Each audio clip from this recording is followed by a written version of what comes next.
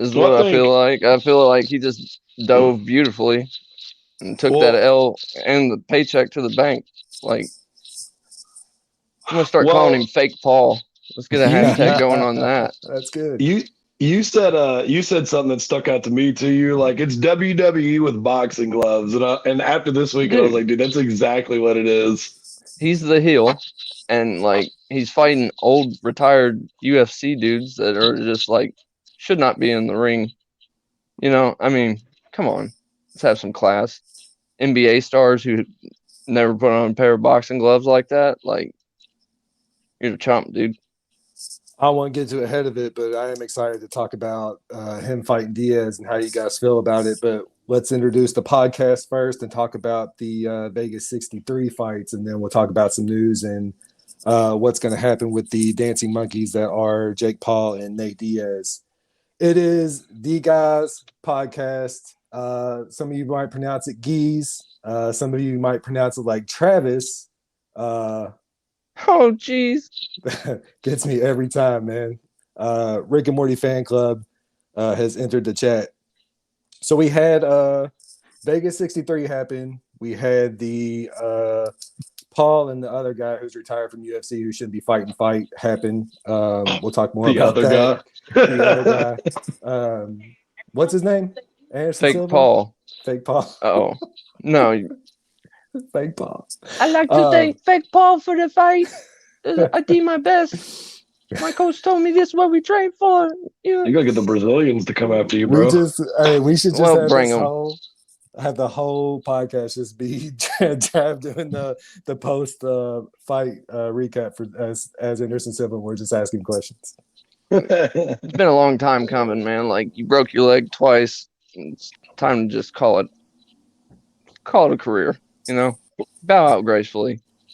It was more I mean, we all knew that Paul was going to win the fight. That wasn't going to be the secret, bro. But it was more entertaining than what I gave it credit for. Again, like Preston said, man, like it looked like Silva was out there at least sparring. Like he was faking it, but it looked like he was sparring where it looked like Paul was legit fighting. Well, Silva's Well, always had that dancing quality. He always got that salsa. You know what I'm saying? well, But what we definitely found out is that there is no way he would have beat a prime Anderson Silva because you could definitely tell Buddy's almost 50. I didn't even yeah, know I that. mean, I thought he was like yeah, 44, but he's on the other side of 45 already. I was like, he's gonna be out there yeah. in a No, I was wheelchair. just throwing out a number last week. I didn't even know exactly how old he was, but even that makes it even worse. Like, my God, man. Let's But let's get to the Vegas 63 recap, and then we'll get right back to Jake Paul again because he is the hottest news coming out of the UFC. That's not the UFC, that is in the UFC right now. Leading it off, we got Steve Garcia and Chase Hooper. blooper. Blooper. I knew I wrote it down wrong. I don't, what happened there, man? Well, so to be honest, it was more of a blooper on my part because last week, had him as my tap on Garcia. I had him tapping Garcia, and obviously that's not what happened. They went out there, and Garcia came out there with like he had a point to prove. And I kind of mentioned it last week where Chase is 23 years old, so I know I'm a little bit more biased towards the younger fighters, but maybe not that young. Maybe we should let these guys, take a couple losses, which is the good thing about MMA. You can always take a couple losses. This isn't boxing. People don't give up on you just because you don't have a zero in your record, but he's going to be back. I mean, he needs to get his striking together. He can't just rely solely on the fact that his takedowns and his ground game are going to get him there most of the time. But hey, for all the negative stuff about Chase Blooper, props to Garcia because Garcia looked extremely good. I mean, that striking was on point, and he was not letting Chase take him down even one bit. I was excited to see him come out like that. For sure. Yeah, absolutely. I mean, Steve Garcia, holy cow. He dropped the kid 4 times under a minute and a half, the fourth time being the finish. And I mean, each time he's looking at the ref like, I'm killing this dude. You need to stop the fight. Right. This kid is not ready. And I had him picked. Got to say, I'll own it, take my L, whatever you want to Yeah. call it. So we'll But be on the lookout for him again. But I don't know if I would be willing to tell you to put your money on him at least in the next couple fights and just see how the next couple go, and then we'll circle back around to Chase. I'm not giving up on him completely though. He's young. He's 23. He'll be yeah, back. no, most certainly not giving up on him. He's still early in his career. He has a lot of life left. I would say, as far as longevity goes, I think with some more training, with some striking, I think he could be a double threat because he's already got the ground game in his favor.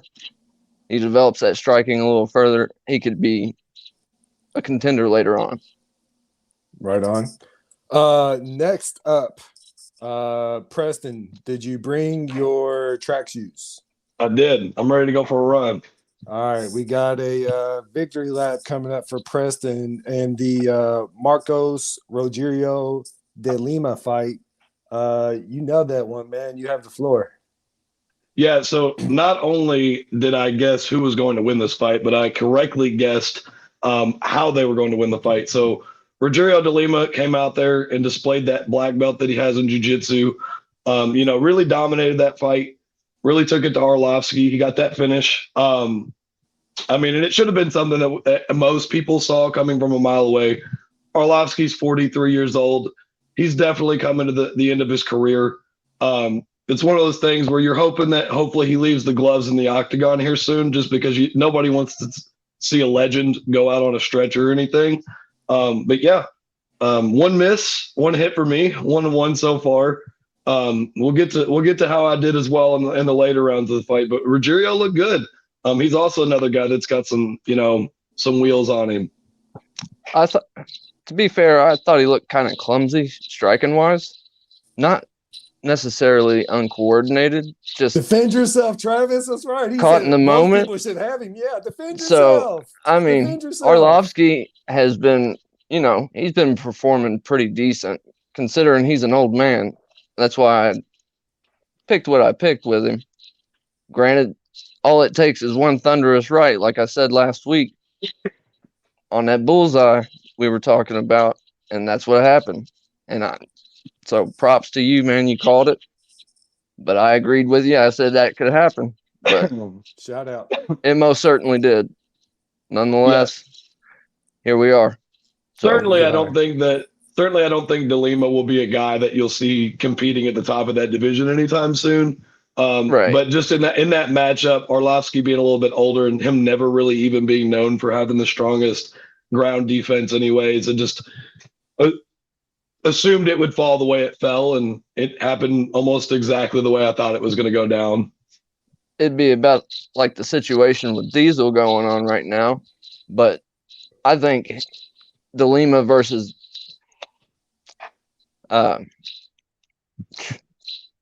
name's escaping me.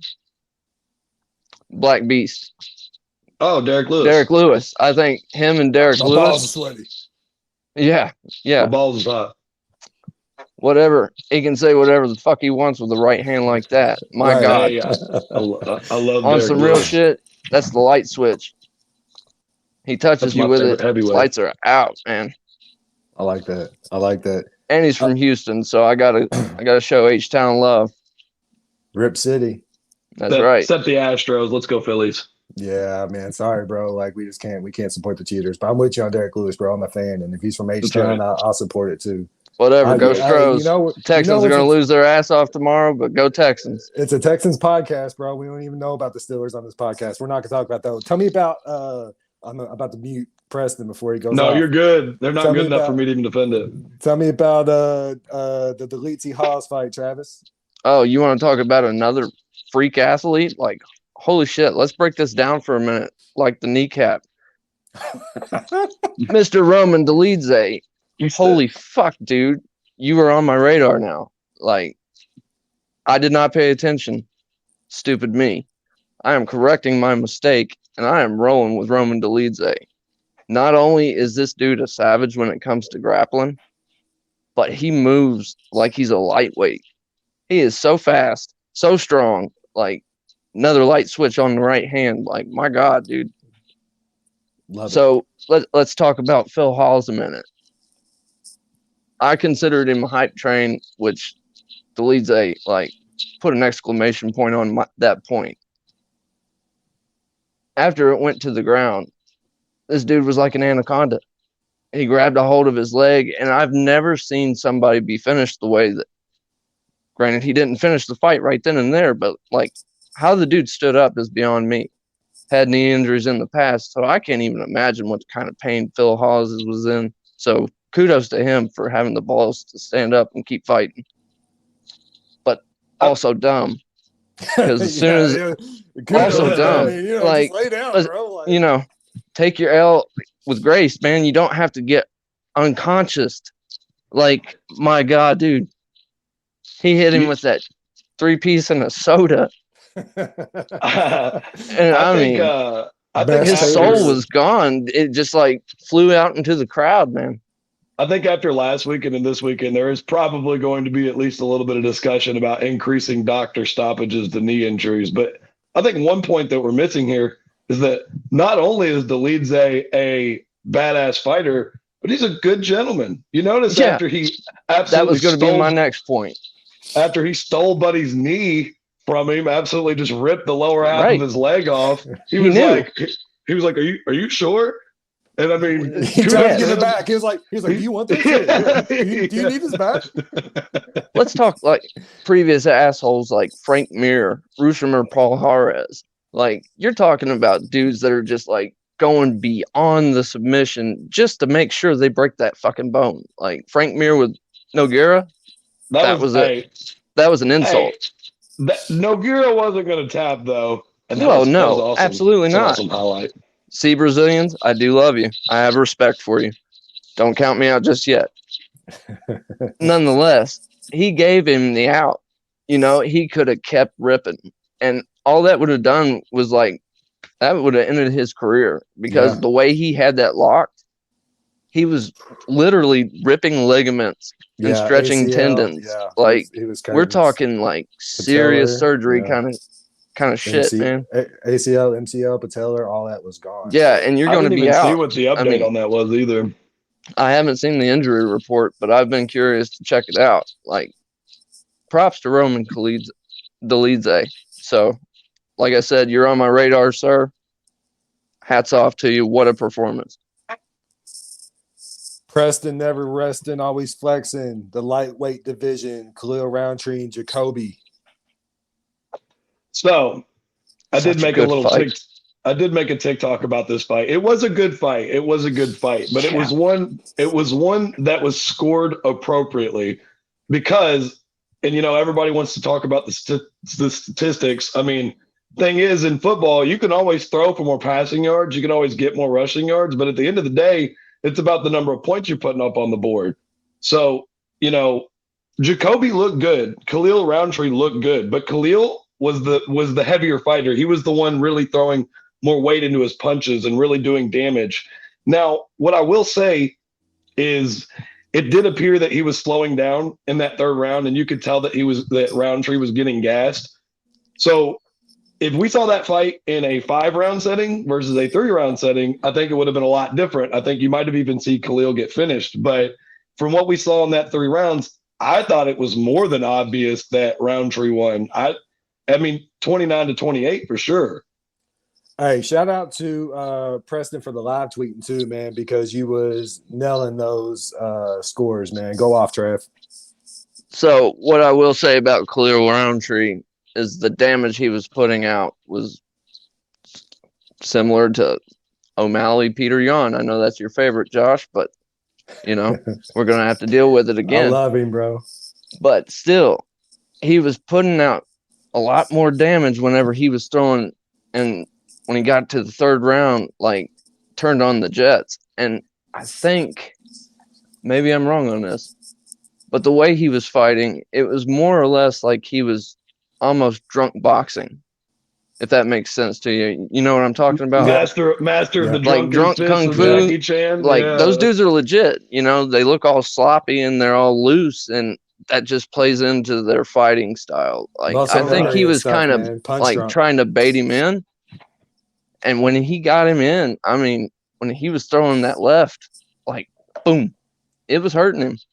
And you could tell Jacoby was like, he was like, I'm hitting him with everything I got. I'm hitting him multiple times, pillow punches, like you said in the O'Malley fight.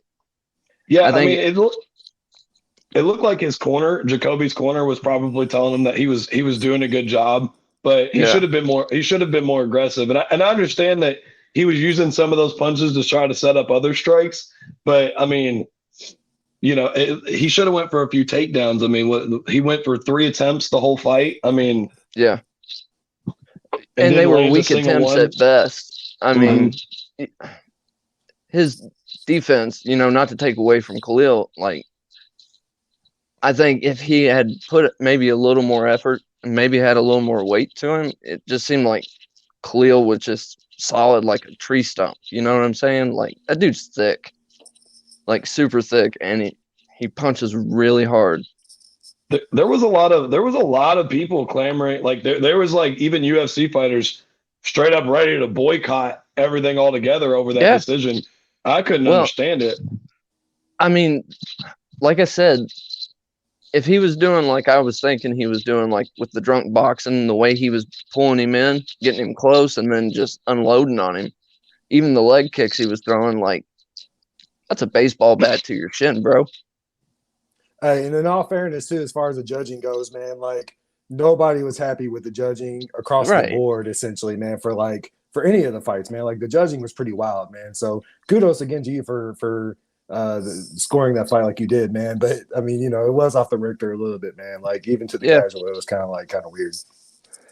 And that's the thing, man. There's so many layers to this. Like, honestly think that the judging system needs to be updated to the point to where it's like we're talking about the style of jujitsu or wrestling that's being used, like the control time, was any damage inflicted. Like the judges are just basically looking at flash moves, like the contacts, like, oh, he touched him like 30 times that round, but did he really do any damage? Well, a lot of the problem too is that your athletic commissions are all state appointed like directors. Like they're Yeah. all like it's a political like thing. Oh, And it's then always political. and then usually they're just hiring their buddies. It's always political. Usually they're just hiring their buddies in as judges. California, for all their faults, does actually have a really good athletic commission because I think they have a former fighter that runs theirs, and they always seem to have top-notch judging, top-notch medical stoppages and stuff like that. They really seem to be on point. Nevada has always been, since the boxing days, sort of seems like there's some The fix is in. bribery, bribery and Definitely fixing some and stuff like Goodfellas that. action happening, boys. Yeah, I'm just saying. mafia. There's definitely Let's some Goodfellas action happening. let's Like stop with the talking whole, about let's stop talking about politics. Let's get into murder, okay? hey, Because it's relevant. It's relevant, and because it's not government politics, so it counts. right, but we almost saw a murder in the Gore Friend fight. Yeah, you want to talk about that? That My was God, almost man. a murder. Go for it. Props to Trayshawn Gore for being able to absorb the damage that Josh Friend was dealing out. That dude is like scary with his striking. Like he's super agile and really good. And it was crazy. I'm watching the fight and I just couldn't believe the way it played out. Like he caught him one time around the neck whenever he was shooting for that takedown. And as soon as he got his arm around that neck, like he was the real anaconda that night. Anaconda for sure, man. Like he was. He had a not letting hold of up. that like pit bull and not letting go. And it was kind of scary the way that he went down like off of the cage. He was just kind of suspended by his neck. His neck was like he was and his feet. Think about all the weight that dude carries on him. He was holding him like sideways. And I mean, my God, I feel like terrible for that dude's neck. He's got to have like a super sore throat the next day after that, It looked like one of those crazy forms of yoga you'd see on TikTok or something like, oh, yeah, do this stretch. But yeah, I mean. Oh, and then when he let his head go, like his head snapped like a mousetrap to the mat. And I was just like, what? Is he dead? I thought he like seriously got hurt. I thought we had just witnessed a murder. So I really did too. Yeah, way to pull out the W on that one. He was taking a beating. He looked. I don't. He looked good though in that first round. Whenever he was getting Buddy to the ground, you could see what the game plan was for sure. They were going for the takedowns and they were going for the submissions. So I think even though the strike, because he did, Friend was getting him a little bit on the feet there for a little Oh yeah, bit. So I think he was willing to take that just because he knew that when he got Buddy to the ground, he was going to go for that submission anyways. And once he got it in, he was not going to let that go. It was yeah. he had him sideways up against the cage and everything. That was one of the craziest. Like I couldn't believe he held on to that. I've seen people lose Well, that's chokes what I'm that saying. are in way more advantageous positions. And we're past round one whenever they're already starting to sweat. Like trying to hold a choke with your skin, both surfaces being wet, obviously. Like it's just clockwork that it's not going to be able to held in unless you have your leg like super secured with your foot behind your knee, kind of stuff. It's like 50 Shades of Grey or something, bro. It's crazy. I don't even know. I think he had it open palm, if I'm not My favorite mistaken. novel. He was just using his hands like this. He got that world class But he had squeeze. He had his wrist backwards to where it was sinking the choke in even more. Like it's overkill. Not only that, but it's also one of those things where you don't have to cut off oxygen just to knock someone out. If you cut off the blood flow on one of those main Right. arteries on the side of the neck, that will also make someone pass out because they're not getting any oxygen to their brain. He had no blood flow whatsoever going. I was going to say, I think he had a combination of cutting the oxygen and the blood flow off because he was trying to pop his head like a fucking zit. So yeah, I mean, I wasn't overly impressed with his striking per se, but I think that was his wrestling. You can't take that away from him. That submission was freaking killer. I think that was a setup fight. I think they knew stylistically, not that it was fixed, but I think stylistically going in, they knew that Gore had the advantage on the ground. It seems like Gore's a guy. He was a tough 29 fighter, so he was in tough last year. So he's a guy that they're trying to push, that they think probably has a little bit of star potential. So they're trying to get some, wins under his belt before they really start pushing him to the upper portions of that division. But he could be a guy at middleweight. I mean, he looked good on the ground. If he can, I haven't seen enough of him to really speak too much on his striking. I mean, it didn't look super good in this fight, but I don't think that was his game plan either. So I don't think we saw enough. I don't think we saw enough just to right away push Gore's striking as a not a part of his game. I think we'll see him come back, and he probably does got something game plan wise for that. Yeah, it'll be good. A little bit of time and effort and practice. Give him a jiu-jitsu guy. We'll find out how good his striking is. Now that could be a fun fight. In the battle of the big boys, Wado, Cortez, Acosta. Yeah, what a crazy fight. This was probably the closest fight all night. I mean, I had Acosta 29-28. I just think Vanderer relied too much on the leg kicks. It seemed like he was just only trying to use those to set up his punches, but really couldn't land any of those punches. But some of those leg kicks were brutal. And absolutely.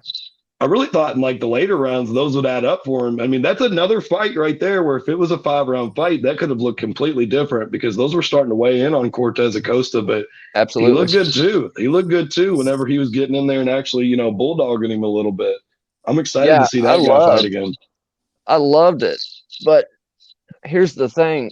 Bandera just took way too long to like hit the gas pedal. Like he came out cold and he was taking it. You know what I mean? He was letting him do whatever he wanted to him at first. And not to take away from Acosta, that's a thick dude too, man. My God. Like super I wouldn't last like 20 seconds with these guys. I don't know how he was taking the leg kicks he was. He's like, that's a thick ass boy. Yeah. Hell yeah. And Tortillas was doing him right, man. Gave him a solid foundation. But and I know I love Tortillas. Thank you very much. Oh my goodness. I just pulled up the stats. He landed 39 of 41 leg kicks. You want to talk about was he going for a world record there? Yeah. No, I mean those kicks, like I think he was on the right track, and like Preston said, to piggyback off of that, 5-round fight, that's a different fight. Acosta was getting so frustrated with it because he could just throw that leg kick out and touch him every time, and he wasn't checking it. He wasn't, trying to move out of the way. He was just getting mad, which I think gave him the gas, to keep pouring it out the way he was. But my goodness, props to him for absorbing that and moving forward. Hang on a second, guys. Real quick. I apologize. Hang on. Real quick.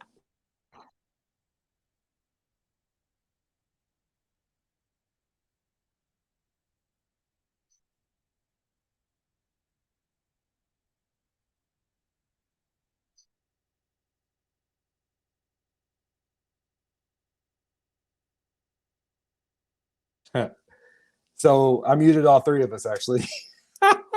So I muted my two co-hosts because they're both idiots. Oh, yeah. Mute Travis. So I muted our two co-hosts because they're both idiots. Tim Means versus Griffin. I have that you guys didn't know what you all were talking about. Would you like to rebuttal? No? Okay. Yeah. I went over Yeah. a whole lot Unmute me, motherfucker. Let me tell you, Tim Means was the logical decision in that fight. All right. Don't give me no shit. He's like hot. I said, He's ready to go. I even said this in my prediction. I said if Max Griffin gets going early, he takes it. My rebuttal means is he's not a punk. He my fought rebuttal his ass is off, but he lost. Only going to refer specifically to the fact that you dedicated a whole segment to calling us idiots, and then you botched it. You blew it. You blew it. I shouldn't have even pointed Ladies it out. and I should have gentlemen, let you do the whole segment just Travis, on mute. So look, when I moved Our the king. frames around, Travis swapped. So when I hit the mute, it swapped with him. I didn't know it was going to do that. It was a great segment, though. I should have let you go the whole time. My victory lap. Right. You should have. Just a whole 10 minutes of just nothing. Yeah. Everybody's like, did my radio cut out? What just happened, guys? I'm just over just jabbering away. And viewer retention is dying. YouTube's hitting the volume. Well, if we wanted content, guys, we got there. You go. Yeah, that was good. So yeah, you guys are idiots for Griffin and Means. Whatever, younger man won. Hats off to him. The most important, the biggest fight that we had over the weekend was the one that we bet, and our two guys got right. We posted about, we talked about it. A win is a win. A win is a win. Come on. Take it, Travis. Let's not take any credit from Arnold Allen. That dude is sharp as a freaking Ginsu knife, man. Whenever it comes to striking, that dude has some great IQ. I think he had him. Yeah, I think he had him off balance, which is why he ended up in the situation he was. He was desperate to land. He couldn't really touch him the way he wanted, to hit him with his punches, elbows, kicks. Like they were trading, respect to Calvin Cater. But I think he got frustrated because that dude was so much better than him. We talked about that going into it. Yeah, I'm going to say it. Arnold Allen, that's a dude to watch. He's going to be around for a while. Outside of a gruesome injury, knock on wood, I think he honestly, has. We said Dalitz was showing some chivalry, some sportsmanlike qualities, man, in his fight, bro. But Allen, man, what a class act, bro. Absolute class act, man. He hopped on the ring, he celebrated, and he got back down, hugged the guy. I was like, man, that sucks, man. That's not how I wanted to win, man. You wanted to fight it out. Nobody wants to win that way, but like I said, it's not to take away from Arnold Allen because he had him in that situation. He wasn't just standing there. He was circling away from him. And that's why, that was really good footwork. That dude really, I don't know. I think he solidified his position in the upper rankings. Most certainly. And I think he's going to be a threat for his next opponent. Yeah, it especially stinks whenever you're winning the fight. Like it was so obviously going to be a one-sided fight, and then that happens. I think these Yeah. coaches need to sit down with their fighters and be like, "Hey, no more jumping around, no more flying knees." Because I don't even. He went to go try to do like a front kick, but he like jumped in the air when he did it. It didn't even look right, like when he did it, and then he landed on his knee really awkward. And everybody, you heard you could hear a collective gasp from the crowd because it was over. And I mean, dude, the way he tweaked it, like that's similar to the injury I had skateboarding whenever I was younger. And it was almost like he dislocated / like tore ACL or stretched it very badly. Like not good. Ligament injuries really hurt, especially whenever you dislocate it because it makes it so much easier for it to just pop right out. And I think we saw that whenever he tried to stand up on it, like his knee just kept buckling. So, you hate to see it. You hate for a guy to go out, and God bless him for going out on a shield for our entertainment. But I'm just saying, if somebody had to blow their knee out in that fight, I'm just glad it wasn't the fighter we picked. Yeah. true story. Yeah, We got true the W, story. guys.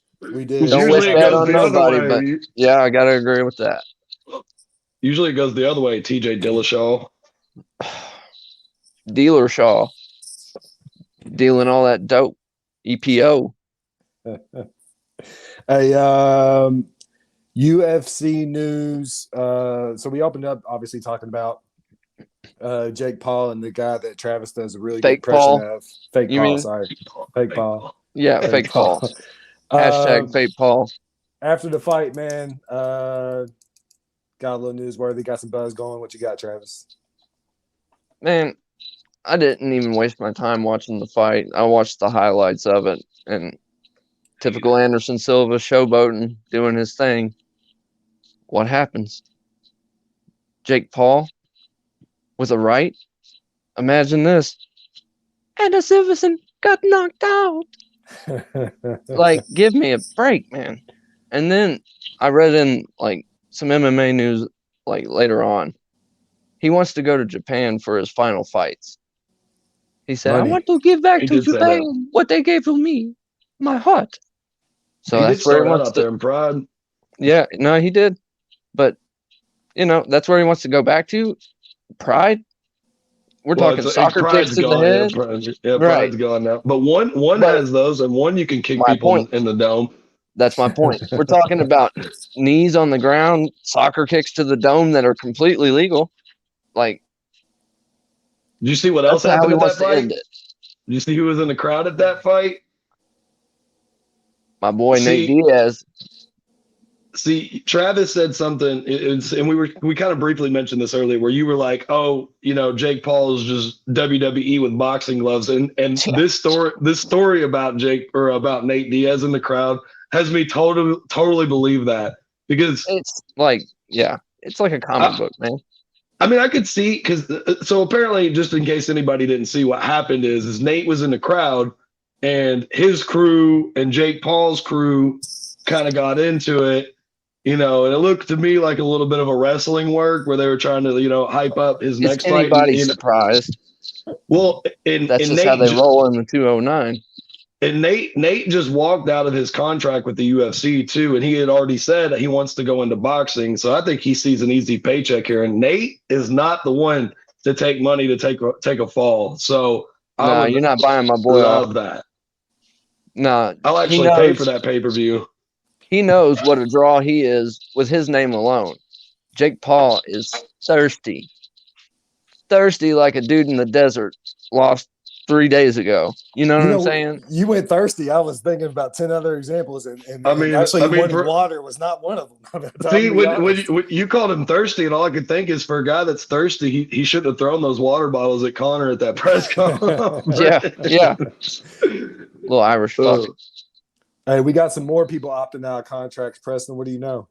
Yeah, so it looked like the UFC finally let GSP out of this contract. And what's interesting about that is when they asked him, hey, do you see yourself fighting again for any other promotions? And he said, I will never say never. And me and Travis were kind of discussing, Habib isn't fighting in the UFC anymore. But I was curious to wonder if he still has any fights left on his contract. Because the way it works in the UFC is you can leave at any time you want, but if they still have your contract, then you can't go fight MMA fights at other promotions, which, he has his own promotion now in Russia, Eagle FC, which is apparently actually gaining a little bit of attention over there. It might actually end up being something. So this isn't even something that he has to approach the UFC about as long as he's out of contract, where, he could set this up on his promotion. And that would be huge because that was a fight everybody was clamoring for. But they have to hurry up and do it, though, because GSP is getting older. So they don't want the age excuse to be there. Yeah. He still looks good, though. You can check. Yeah. You can check out anytime you like, but you can never leave the UFC, that is. Mm-hmm. It's just the way it is. Like, obviously, they want to retain these dudes as long as they can to generate as much profit as they can, which I understand. You're not fighting anymore. You're retired. I know the itch is there for that dude. He's too competitive not to want to come back. And he's always wanted to fight GSP. So I think him GSP makes so much sense on Eagle FC. Be great. Fuck Dana White on this one. Go get your paper, boo-boo. Like, you earned it. You've earned it. You have, done so much in the UFC. Like, outside of a handful of losses, nobody could touch you, brother. He said, Khabib, I want to fight Khabib. I would love to fight Khabib Nurmagomedov. Love that dude. I watched GSP come up, like fighting Matt Hughes kind of stuff. Like, from ground zero, I knew that kid had a spark. He was a kid then. I was even younger than him. I'm an old man now, but nonetheless, watching him fight growing up, like, it was just bewitching. Like, you could watch this dude fight anytime. Forever. He was in the UFC forever too. He was there in the early, not the super early days, but I mean, he was there back when they still had grainy cameras and everything. Yeah. Yeah, I mean, you're talking Matt Hughes was the champion, and he dethroned him. Now, granted, Matt Hughes came back and beat him that one time, but after that, it's all GSP. He is one of the greatest welterweight fighters, in my opinion, ever. Well, it's like Colby Covington, man. It's like Colby Covington said, man, when the train's coming, you got to hop off the tracks. That's real. That was so terrible to say. I'm not impressed with your performance. That's all I got to say about that. You got some more news coming out of the UFC, Preston? Yeah. So we all know Frankie Edgar. This is a little bit of a sad moment. Oh, this is sad. But Frankie Edgar has announced that he's going to retire after UFC 281, which it's time, but it's sad to see him go because you want to talk about a guy who's fought in some legendary bouts. Frankie Edgar, that's the name, and didn't even get finished until here recently. I think it was Brian Ortega was the first one to actually finish him, and really, Buddy was competing in and out of like title fights for multiple, decade or a couple years in that fight. He was like the ultimate gatekeeper if he wasn't champion. I mean, Frankie Edgar, you're talking about a long lineage of hard work and just pure grit. The dude, he's what, like 5 foot nothing? He's a Tasmanian devil, dude, and he will uncork on you so quick. And his wrestling, like, he can snatch you up, throw you around the ring, or just beat the shit out of you. He's a hard-nosed, I think he's a New Jersey, New York area guy. Oh, yeah. I mean, hard-nosed. Yeah, they've been rubbing his nose on the ground since he was a little kid, and he said, I've had enough, and nobody's touched him since. I mean, he's taken some licks, but I think he's going to step more into a coaching role up there with his guys. So it'll be exciting to see what he does next. But it's going to be sad to not see him in the octagon anymore. But it's also one of those situations where he's taken a couple bad beats here recently, and he had a couple knockouts that were brutal. And you never want to see a guy in his 40s flatline in the octagon. Right. I mean, it's just a sad sight. Yeah. Well, like we were talking about with Silva, there's ways to do it, and then there's ways not to. And just getting beat till you can't function as an adult being you can't enjoy your retirement because you're like turning into this vegetable that speaks Portuguese. You know, like, bro, Man, what you learn got against something from this Brazilians, Anderson man? Silva. What you got against Brazilians, I bro? love Brazilians. I love the country. They're just some wild people. Like Anderson Silva, it just kind of, I don't know. It's almost like he feels like he has to fight, like he owes the fans everything. But really, the fans just don't want to see him get tarnished like that. You know, we want to remember the Spider Silva that was jumping all over the cage, like front kicking Vitor Belfort to the face. Like, thank God we ended that roided My out dude. headphones just died. Oh, that's brutal. Rough. You still sound good, dog. Oh, there we go. But, You're good, bro. you know, nonetheless, props to Frankie Edgar and thank you for everything you've done for the UFC. Like, you were one of the biggest money makers there. I salute you. So And I have thoroughly enjoyed your career, sir. So we're picking Frankie Edgar for 281. That's our early 281 pick. Retirement pick. Retirement pick with love. Hey, you guys know why I'm here. You guys know why I'm here. Anybody who's been following me knows why I'm here. We're gonna dive into Fight Night Vegas 64, Rodriguez versus Lemos, which is a women's fight, ironically, and that's really what Preston seems to think of the women's fight are their Lemos. So it's funny because we were talking about the fights and previewing them. And the first one out of the gate, Travis volunteered for, said, yeah, man, I like Maverick against Young. And I looked up the odds, and Maverick's minus 625. I hadn't even looked at the odds yet. Let's be clear, folks. That's a pretty solid pick, though, my guy. Go off. Tell me about it. So let me tell you about the Miranda Fear the Maverick. My God, this chick is awesome to watch fight. Like, she has grappling, but her hands are on point, and she can really trade it out with the best of them. It's always exciting to see a female knock another female out, because typically we always know that it's going to be a wrestling match or a decision. No offense, ladies, I love you, but that's just what it is in the fight game. But she brings an exciting energy to the fight, I believe, and I couldn't believe the odds whenever I saw them after you had said that. But I'm going to have to go with the house on this one. Yeah. Right.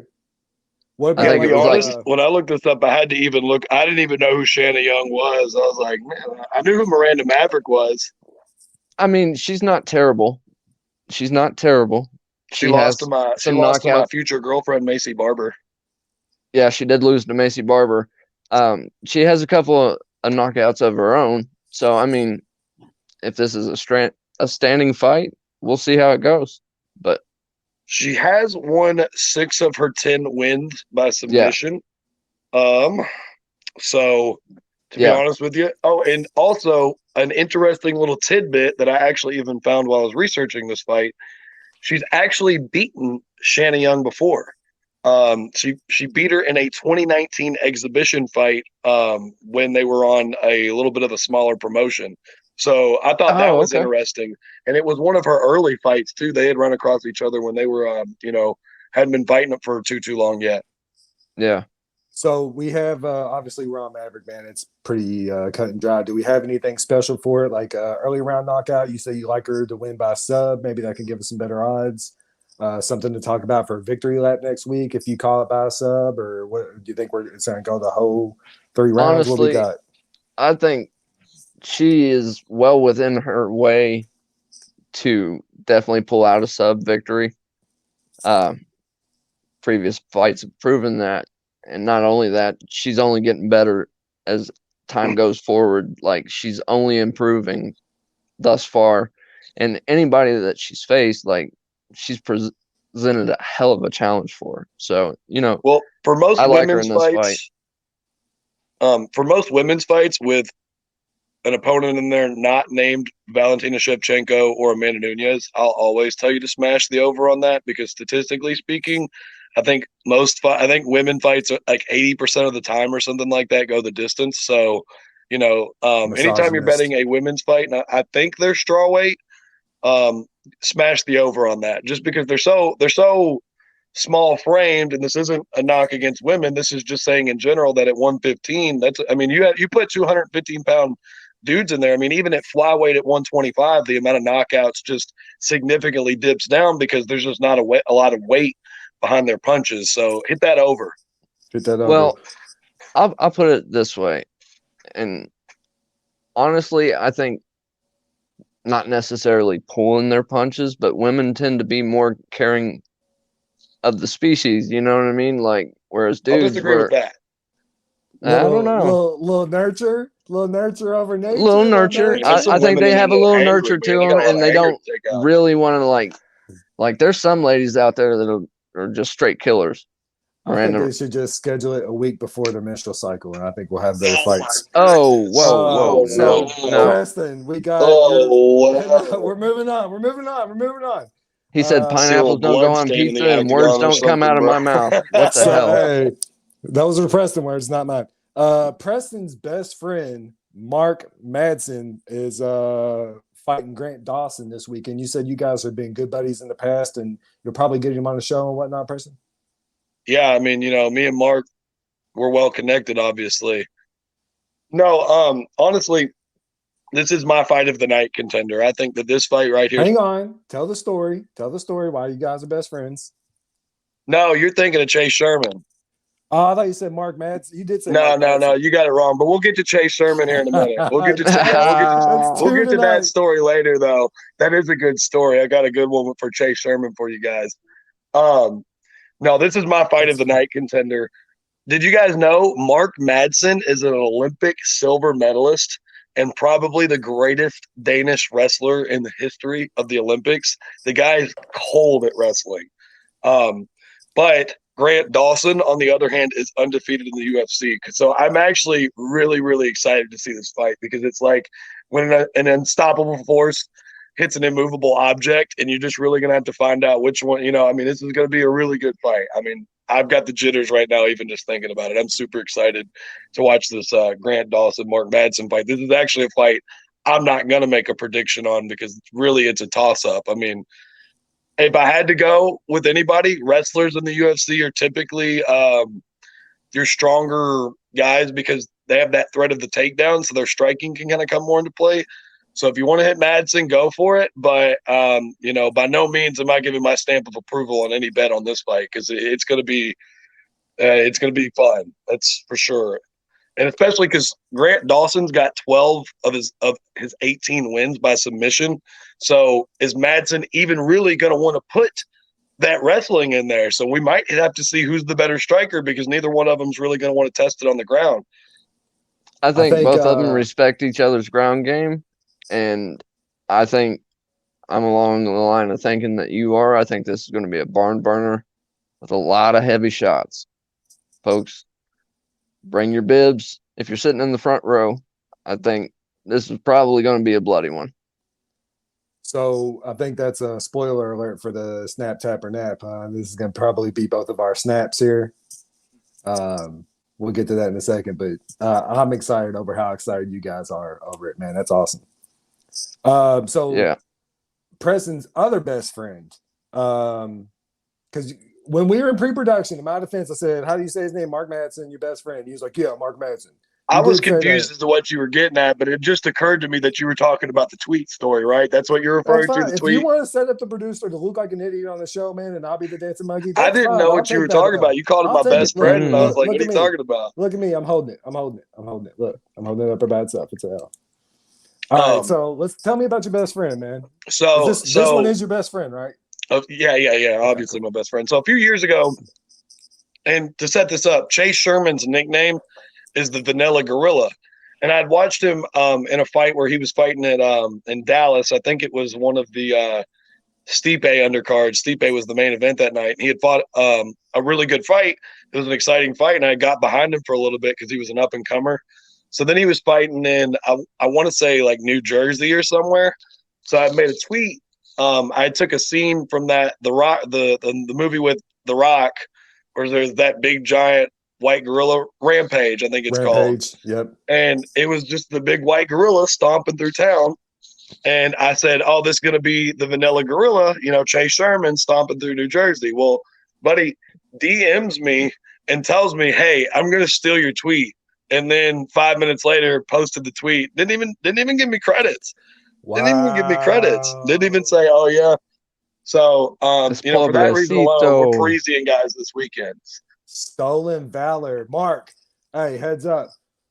Regardless of the outcome of this fight, you owe my man Preston, always flexing, never resting Roby, a shout out on Twitter.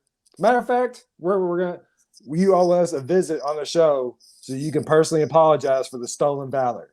Go I off, love Trav. Chase Sherman, actually, though. He's a Mississippi boy, so he's You got that. He's got that can't- big. Oh, yeah. I just asked the dude to come on the show. I know. Like, I would love him. to have him on. I don't want him to think I hate him. If he Wow. sees this for whatever reason, I don't want him to think I hate him. I love Chase Sherman. He's fun to watch fight.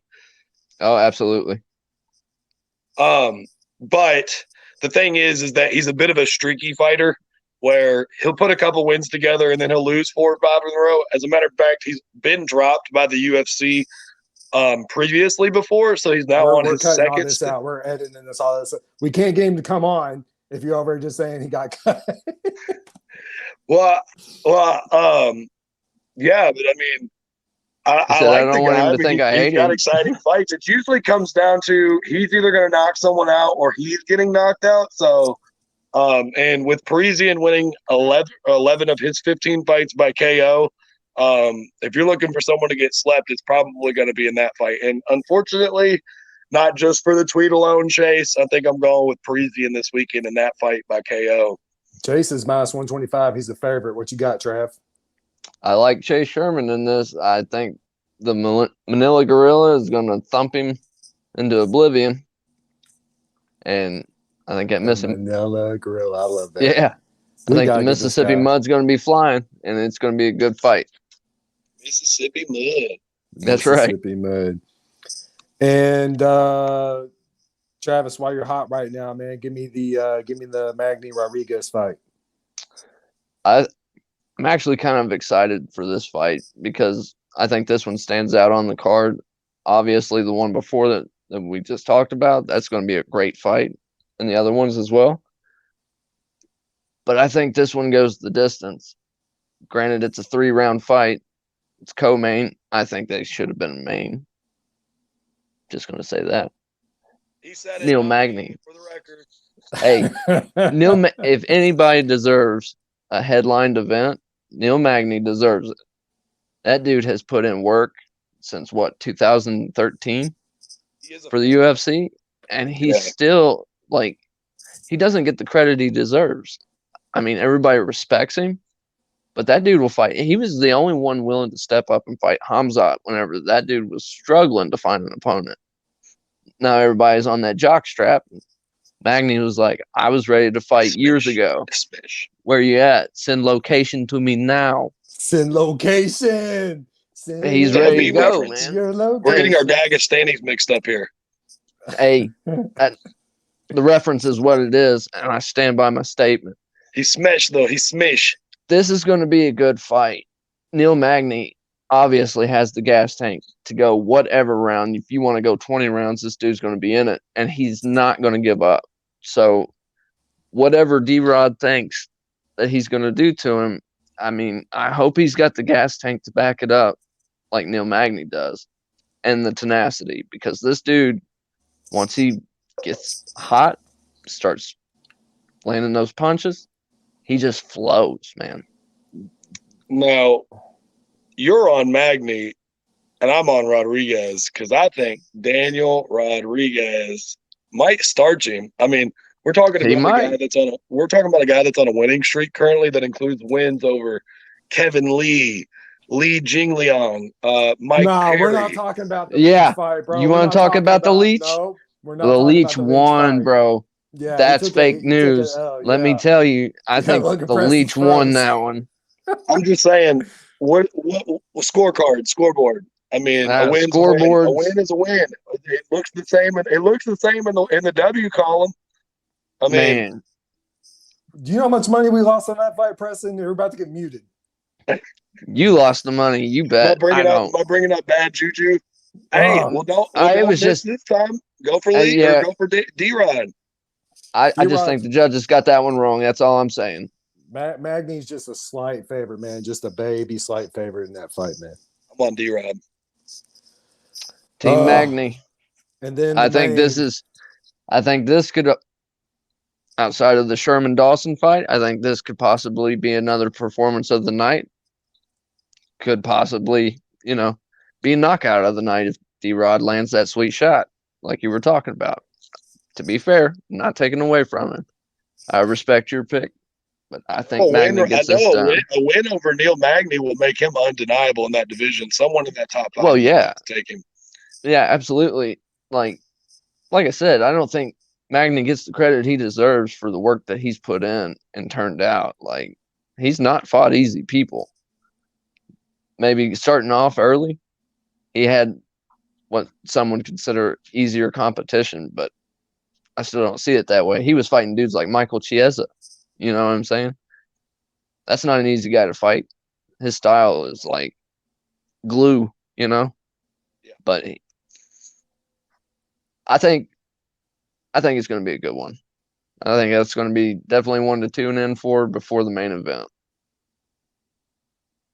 All right. So speaking of the main event, we talked about Travis leading off on it, but I have to make Preston lead off on it because he is the biggest supporter of women in the UFC. We got Rodriguez versus Lemos. I'm not a fan of this running bit. I just want to say that. I love women UFC fighters. But anywho, I got Rodriguez. Her only loss is to Carla Esparza, who's the current champion. I mean, and that was a split decision that probably could have went either way. Her last 3 fights did go the difference. So yet again, if we're making picks here, probably a distance fight where I see Rodriguez winning by decision. Although, I mean, you can't count out Lemos, though. I mean, 2 out of her last 3 fights, 1 fight of the night or performance of the night bonuses. So you could see her come out and put on a good showing and really take it to Rodriguez. 7 of her 12 wins were by knockout. So, factoring that in, you may actually want to go lightly on the over on this one, just because if she does come out and win, statistically speaking, it's going to be by knockout. So if you're looking for that long shot, good money bet, I'd take Lemos by knockout, to be honest with you. I don't know. That's why I said long shot. I like Rodriguez's gas tank. Honestly, does. Oh man, she's fought a lot of 5-round fights and she's lasted a lot, won decisions. Is it going to be fireworks? Possibly. Most likely not. I think this is going to be another 5-round decision, and I think Rodriguez gets it done outside of Lemos landing like crazy strike or knee early on. We do have an orthodox versus southpaw matchup here going too, and Lemos is the southpaw, which usually does open you up for better leg kicks and head kicks and stuff like that. So you could see Lemos throw one of those like leg kicks out there and land it and see a good knockout finish and try to get another fight of the night and get another $50K in her pocket. She's definitely spicy early. She's definitely spicy early. Like, she comes out fiery. So what were you saying, Josh? I love those big brain thoughts, man. Just like, that's why I love you guys, man, because you all think outside the box, bro. And it's just, I love it. I love it. I love it. All right. So we're both on probably the over the fight going the distance, not looking at any early round knockouts, and probably leaning Rodriguez. Is that where we're maybe a submission? Maybe it just depends on which way you're wanting to go with that. If you can get really good odds for Lemos by knockout, and you've already got another parlay going or something like that, I might throw just a little bit of money on that just to see what you can get. You never know. Maybe half a unit. Let's wrap it up, guys, with the snap, tap, or nap. Are you guys ready for the snap, tap, or nap? I'm a little ready. I don't have my tap all the way together. To be honest, I didn't see a super big, like a super obvious submission going. I would say for my snap, it's a toss up between Dawson or Madsen. If that fight gets finished early, it's likely that that they took it to the ground, and one of them got into a submission, Could be Dawson since he's got 12 of those 18 wins over Madsen. But to be honest, on this fight, there's not a super obvious, yes, this person is going to win by submission like Rogerio was last week. With the snap, that's honestly my snap too, though. That's also going to be a really good fight. So, look for that fight overall. If you're looking to watch a really good fight, that's going to be one. And of course, my nap, I'm giving that to Chase Sherman, specifically for the tweet stealing. Is he giving or taking the nap? Oh, he's taking the nap. Oh, what if he comes on and gives you a nap? Oh man, I could very easily give me a nap. That dude's ginormous. Be like, I supported you, my bro. Don't forget me. I'm a fan, but I need my get back for that. You want some more tweets? I got you, dude. Trav, snap, tap, or nap? Tap. We're going with Miranda, the Fear Maverick. Okay. I think she gets it done with a submission just to make the fight end quick. If she doesn't get it done with her hands, knockout. Either way, I think Shannon Young takes the nap. We should have called it snap, tap, or gas, because if we had a gas category, I would definitely go with Neil Magny having the gas tank to outlast D-Rod. Oh, wrong gas. Sorry. Wrong gas, dude. Chill. Hey, we don't discriminate. Live and let live, but that's not the subject. That's right. Right now. Live your life, bro. I'm gonna live mine.